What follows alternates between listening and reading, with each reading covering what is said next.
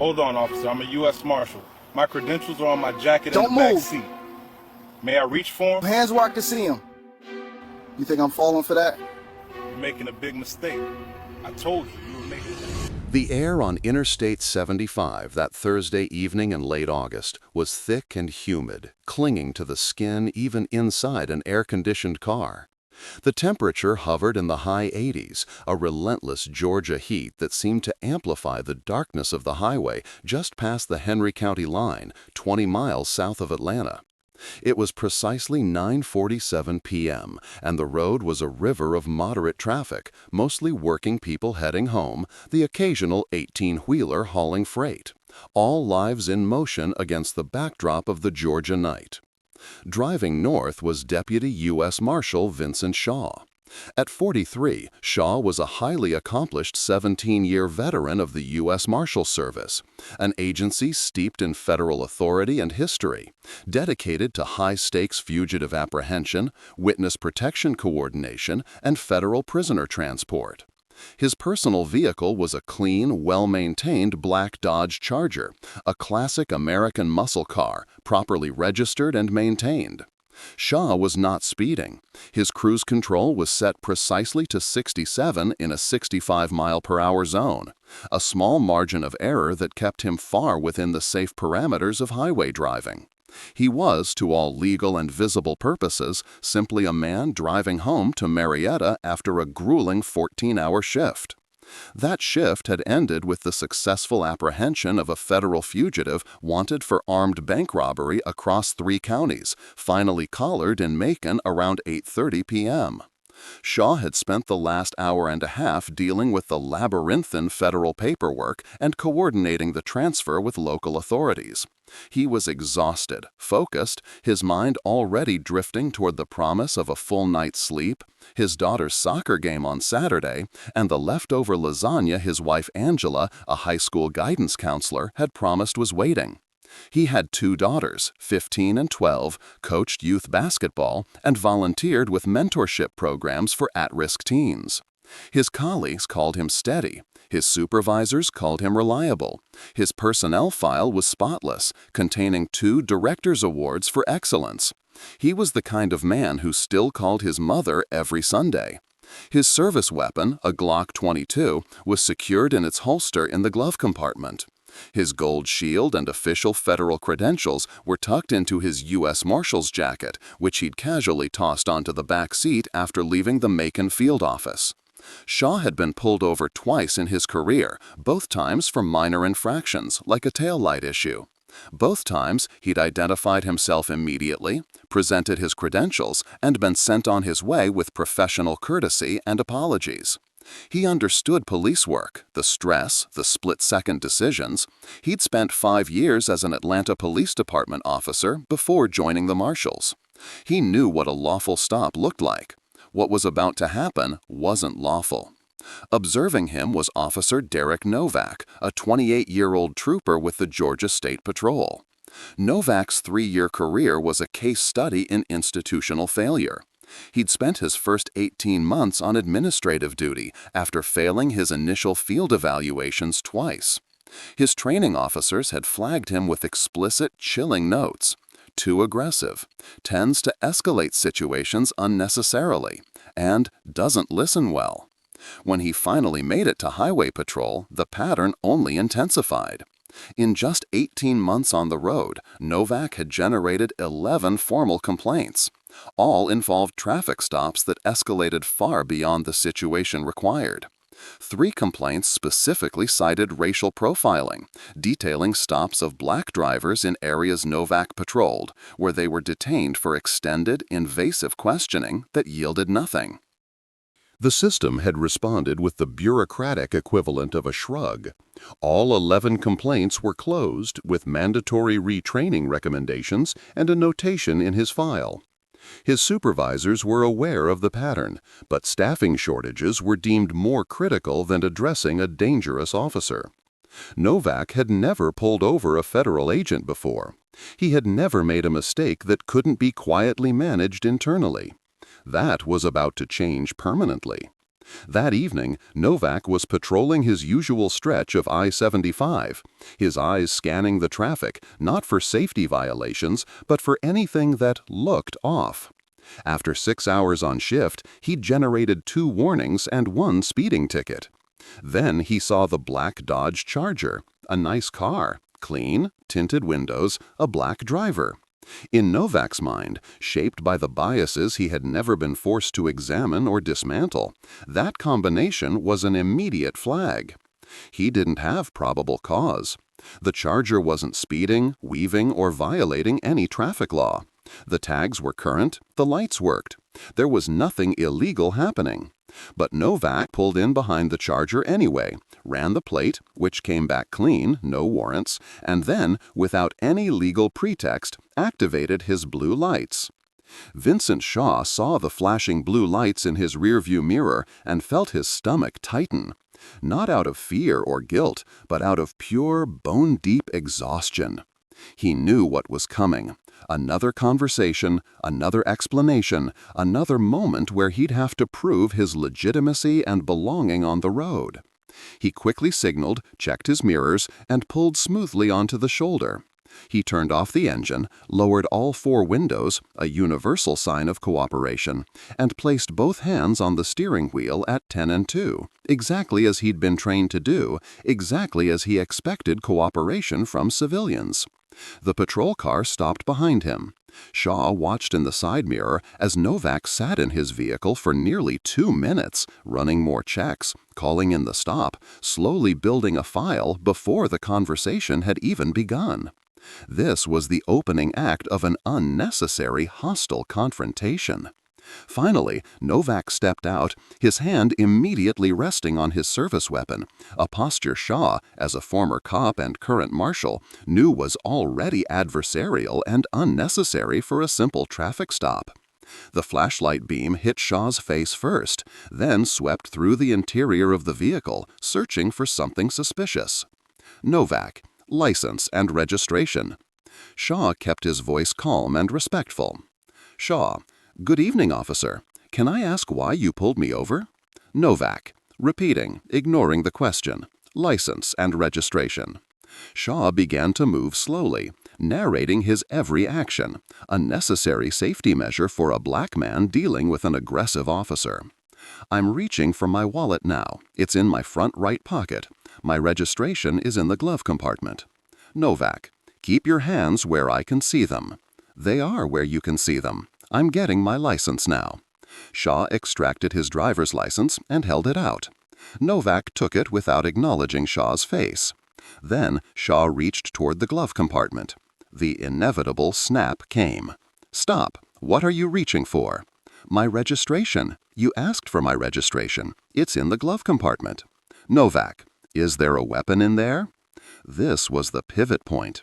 Shaw answered truthfully and professionally, initiating the verification process that any reasonable officer would accept.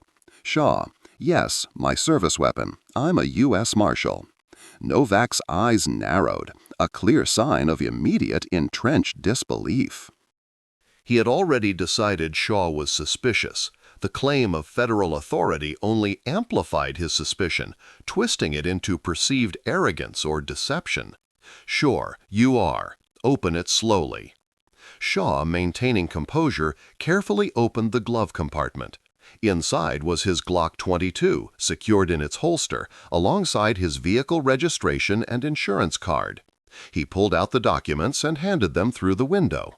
Novak examined the vehicle documents, then looked back at Shaw, completely ignoring the visible duty weapon and the verbal identification.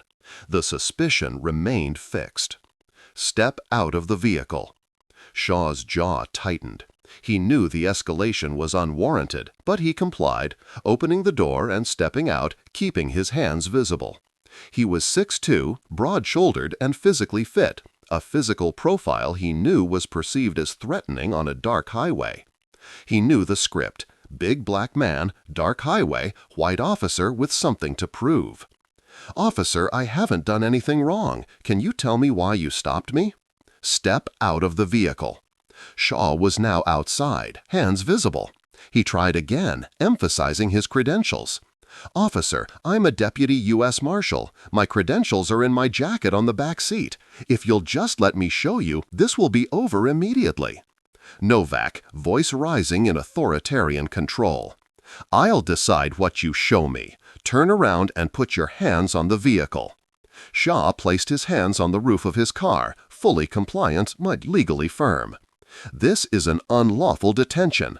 I've identified myself. I've complied with every instruction. You have no probable cause." Novak immediately manufactured the justification, committing a felony offense by lying to justify the stop.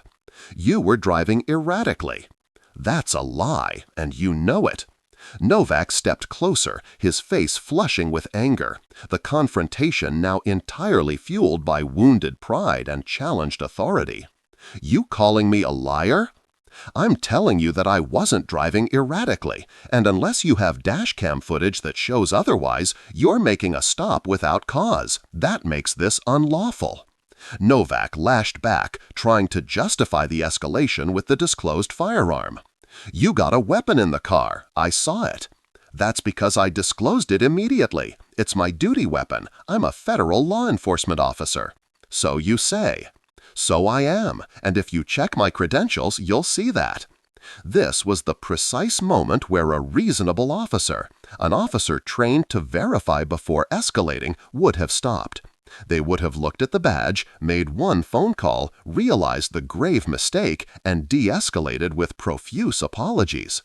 But Derek Novak was driven by the deep conviction that Shaw was lying, a conviction rooted in the bias that assumed a black man in an expensive car was inherently a criminal attempting to evade scrutiny. "Hold on, officer. I'm a U.S. Marshal. My credentials are on my jacket on the back seat. May I reach for them?" Shaw attempted to reach toward the back seat through the open rear window. Novak immediately panicked, misinterpreting the movement as a lunge for a weapon, despite Shaw's careful narration and compliance up to that point. "Don't move. Hands where I can see them." "You think I'm falling for that?" Shaw immediately froze and calmly put his hands back on the car. "You are making a big mistake." Novak's hand moved to his handcuffs. "Last chance. Hands behind your back." Shaw looked at him for a long, heavy moment. He understood the lethal statistics for black men who resist police custody, even when the custody is unlawful. He knew what the police report would say. He turned around and submitted. The handcuffs clicked shut, tight, painfully tight, digging into his wrists. "Novak, you're under arrest for obstruction and disorderly conduct." Shaw closed his eyes and took a slow, deep breath, accepting the inevitable professional and legal war that was about to begin. Shaw, voice clear, recorded. "You just arrested a U.S. Marshal on camera. I hope you understand what that means."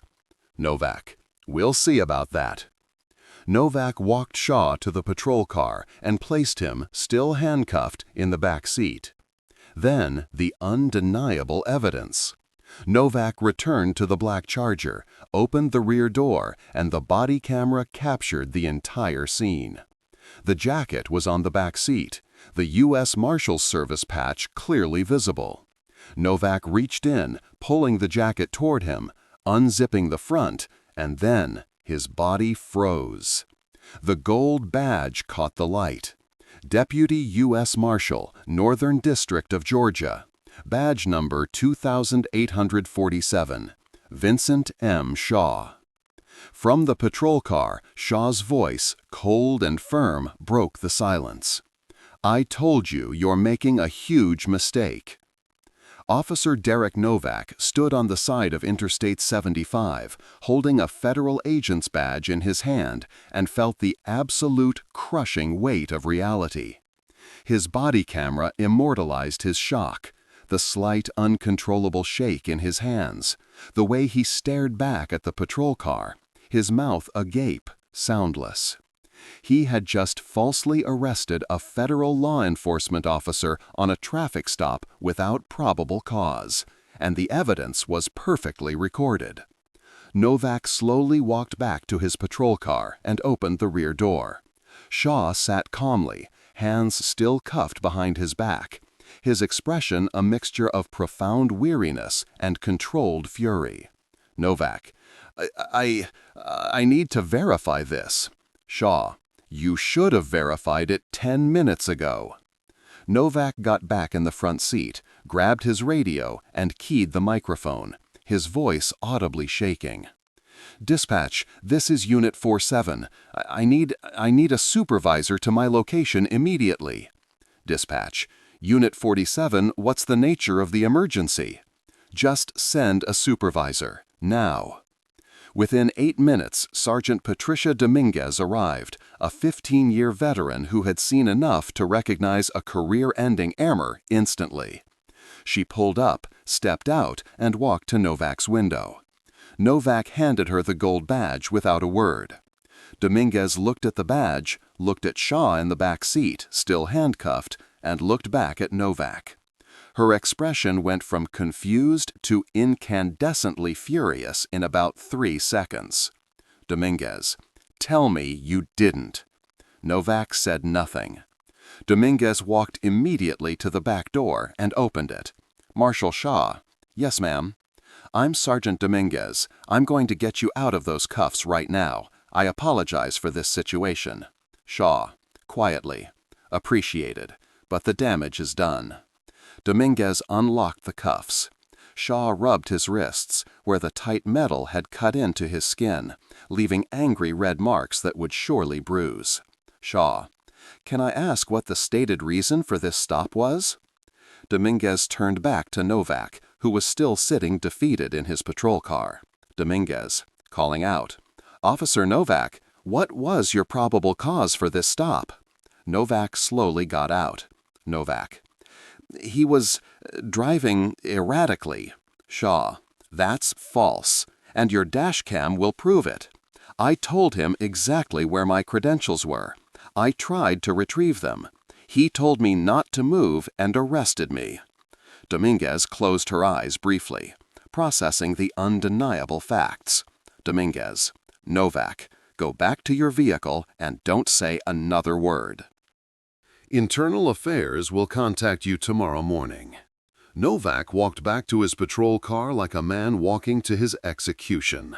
The consequences were immediate and systemic, driven by the involvement of a federal agency and the undeniable video evidence.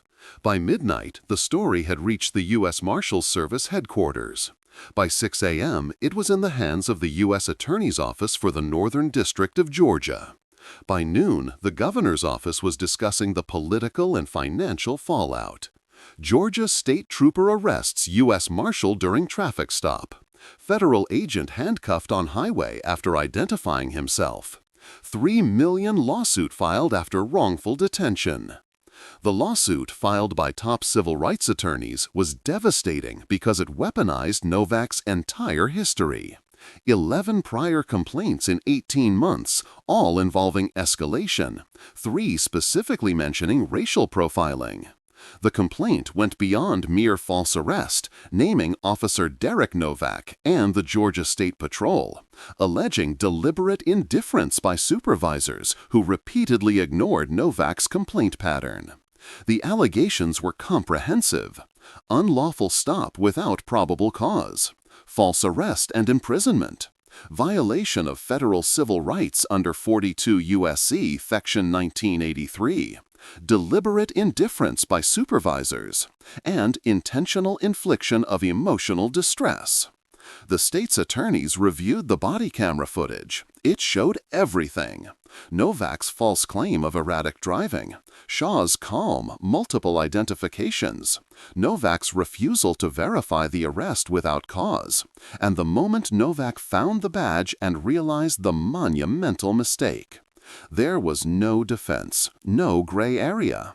The state settled within 7 months for $3 million paid to Deputy U.S. Marshal Vincent Shaw, a cost entirely borne by the state's taxpayers. Officer Derek Novak was terminated 9 weeks after the incident. The termination letter was unambiguous. Officer Novak conducted a traffic stop without probable cause, refused to verify a federal agent's credentials, and made a false arrest that violated state law and federal civil rights protections. His actions demonstrated poor judgment, bias, and a pattern of conduct inconsistent with the standards of the Georgia State Patrol. His name was entered into the National Decertification Index, permanently ending his law enforcement career anywhere in the country. He attempted to appeal, but his union, facing the combined weight of the U.S. Marshal Service formal complaint and the Department of Justice investigation, quietly withdrew support. The Georgia State Patrol faced unprecedented scrutiny. How had Novak, with 11 complaints in 18 months, remained on active patrol? Why had supervisors ignored the documented pattern? The internal affairs audit revealed a systemic culture of accountability failure. Complaints were filed but not taken seriously. Supervisors were pressured to close cases quickly, and training was procedural rather than functional.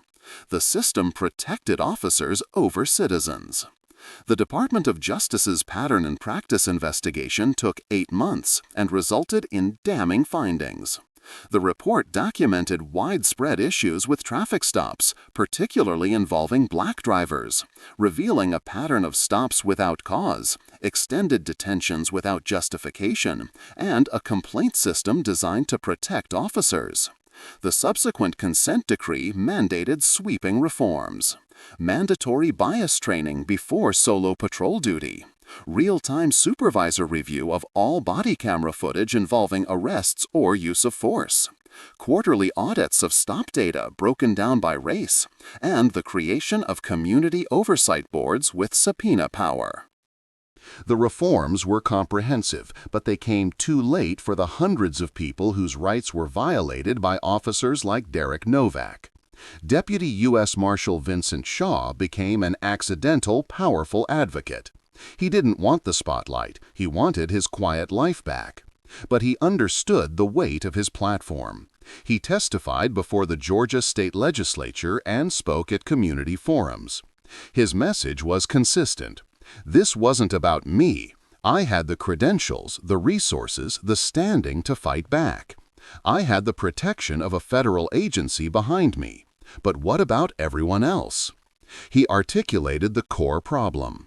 Novak didn't fail to verify the badge. He refused to believe the man in the car could possess the badge. Novak saw a black man in a nice car, and his bias, which had gone unexamined and unchecked by his department, registered that image as suspicious, as a threat that needed to be controlled. He couldn't imagine that a black man could be a federal agent with more authority than he possessed. He couldn't imagine his assumptions were wrong, so he ignored the identification and escalated instead of listening, arresting a federal officer on a public highway because his racist worldview couldn't accommodate the truth right in front of him. Systemic racism in policing isn't always violent. Sometimes it's quiet, procedural, built on assumptions that are weaponized to control and intimidate communities deemed out of place. The $3 million settlement paid for accountability and trauma, but it didn't undo the psychological damage. Shaw still drives that same stretch of I-75, still does his job, but now, every time he sees blue lights, there's a moment of hesitation, a calculation of risk. That is the cost that doesn't show up in settlement agreements, the permanent erosion of trust caused by an officer who looks at your badge and calls it fake because he can't believe you earned it. The real question is whether departments will finally take complaint patterns seriously, whether they will train officers to verify before they escalate, and whether they will finally accept that profiling isn't proactive policing, it's discrimination with legal cover. If the system doesn't fix the institutional failures that put Derek Novak on that highway, we are simply waiting for the next officer, the next victim, and the next multi-million-dollar settlement funded by taxpayers while the real problem continues unabated. Marshal Vincent Shaw's arrest serves as a potent, expensive lesson that a traffic stop must be just a traffic stop, not a test of whether you'll make it home alive, regardless of the authority you carry.